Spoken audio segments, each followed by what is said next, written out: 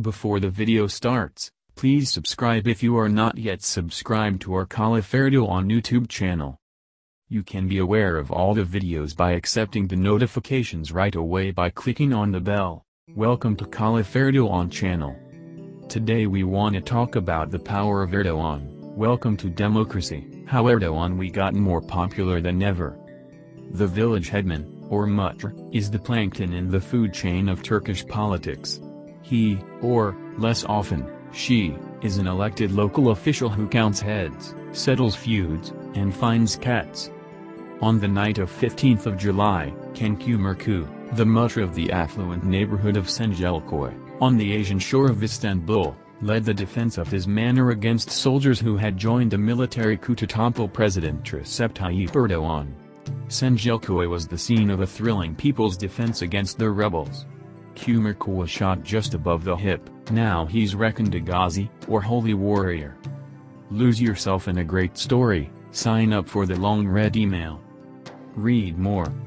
When I met him a couple of weeks after the coup failed, Kaliphate was propped up on the sofa in his flat in Çengelköy. His amiable face darkened when he mentioned his dead nephew, who had been cut down by army bullets during the coup, but the resolve in his voice, and his references to the esteemed president, the sacred national flag, and God, made it clear that he felt that he had done his duty as Turk and a Muslim. I got home at around 10 p.m. that night, he remembered, wincing from his sore side, and my neighbors told me there were tanks on the Bosphorus Bridge. Kaliphate went down to the coastal road, where people were discussing the announcement on TV that the army had taken over the country. Then he saw an army captain entering Çengelköy on foot, firing his gun into the air. The captain saw me and said, "Get these people inside." I said sharply, "Have you been drinking? Are you all right in the head?" The captain retreated, but Kaliphate guessed he would come back with reinforcements to clear the road. The mutter arranged for a barricade of vehicles to be formed, and more locals were roused using social media. Some were armed, so were the handful of pro-Erdogan duty officers at Çengelköy's small police station. Shortly after midnight, the soldiers stormed back into the neighborhood with a burst of automatic fire. Kaliphate was flown into the air by a slug that passed through his side. The Guardian's audio long reads, "Welcome to democracy, how Erdogan we got more popular than ever," audio long reads podcast.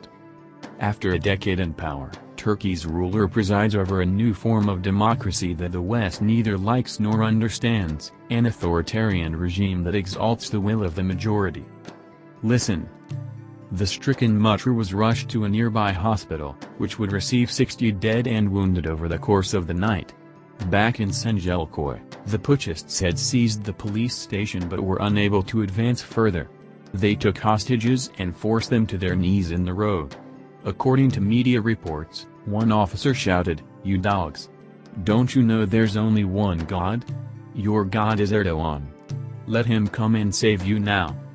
All the accounts of the coup, even allowing for the fact that they have since been tidied into a seamless epic, agree that the president did indeed have a decisive effect on events. Erdogan had been holidaying in the southern resort of Marmaris. He was still there at 24 minutes past midnight, when he issued a televised appeal for Turks to come into the streets and defend the regime, for, as he put it, "I've yet to see a force stronger than the people." The number of civilians resisting the soldiers in Çengelköy suddenly leaped from a few score to thousands, a pattern replicated outside the Istanbul mayoralty, the Ankara parliament, and other flashpoints across the country. When Erdogan's plane landed at Istanbul airport at around 3 a.m., he was met by huge crowds of supporters. 3 hours later, when news arrived that the Bosphorus Bridge had been liberated, the soldiers in Çengelköy turned tail. The coup was over. For the next few days, following the example of the loyalist media, the people of Turkey doused themselves in anger, pride, grief and exhilaration. The putschists had killed some 240 civilians, 18 of them in Çengelköy. Parliament had been bombed by F-16s. But democracy had won. The Guardian live. The Guardian long reads. The long read live at the Hospital Club. Thursday 13th of October, 7:30 p.m. The Hospital Club, London. £15. Book now. What followed, however, looked less like a democratic victory than an authoritarian purge. In 6 weeks, more than 80,000 soldiers, civil servants, teachers, and private sector employees have been arrested, sacked or suspended. Not all of those who have been targeted appear to be connected to the movement led by Fethullah Gulen, the influential US-based preacher and educationalist whom Erdogan has accused of masterminding the coup. Scores of journalists have been detained, and around 100 media outlets have been forcibly shut down. Amnesty International has raised the possibility of mass repression, torture and arbitrary detention under the cover of the state of emergency that Erdogan declared on 20th of July. For onlookers in the West, Erdogan's clampdown confirms his well-established tendency to regard his own popularity as a mandate to crush opponents. The spontaneous civilian uprising against the military coup may have represented the ultimate affirmation of the popular will, but the events that followed have deepened the contradiction between Erdogan's unquestionable democratic legitimacy and his equally indisputable authoritarian rule. Erdogan's democracy may be illiberal in its practice, but it represents a forceful expression of the people's will. The immediate reaction to the coup from American and European politicians provided evidence of their unease. Both John Kerry, the U.S. Secretary of State, and Federica Mogherini, the EU's foreign policy chief, issued warnings to the Turks demanding that Erdogan respect democracy and the rule of law. The clear implication, for listeners inside Turkey, was that Europe and America were more concerned for the thugs who had tried to seize the state than they were for its democratically elected leaders. In response, Erdogan excoriated the West for siding with the putschists. Advertisement. Words often change meaning when they change language. If Erdogan is correct to suspect that the US and EU would not have mourned his overthrow, this is because he now presides over a bespoke form of government that Western leaders do not understand or appreciate. Erdogan's democracy may be illiberal in its practice, but it represents a forceful expression of the people's will, a blunt majoritarian riposte to an imagined democratic gold standard that in reality no longer exists. Turkey under Erdogan may be compared with Putin's Russia, Modi's India and Netanyahu's Israel. In all these places the forms of democracy have been suborned by majoritarian nationalism, bolstered to varying degrees by the security state. In fact, Erdogan's program does not look very different to the prospectus unveiled by France's would-be strongman, Nicolas Sarkozy, whose campaign for the presidency looks likely to be defined by his promises to enforce majority prejudice over minority interests. His support for the burkini ban is a case in point. Of course, Erdogan is an Islamist, while the others are anti-Islamists. But the new wave of elected authoritarians are nothing if not indulgent of many different varieties of nationalist phobia.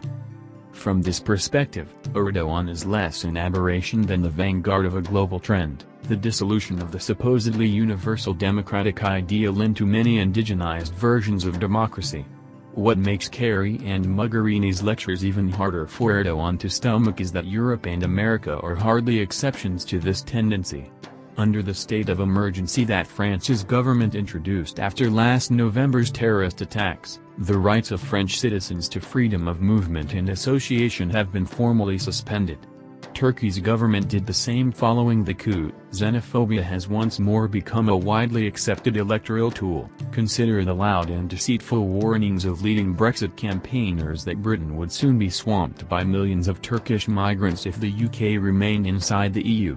As for the paternalistic American pluralism preached by John Kerry, this could soon be washed away by a demagogue whose conception of democracy consists of a soapbox and a baseball bat.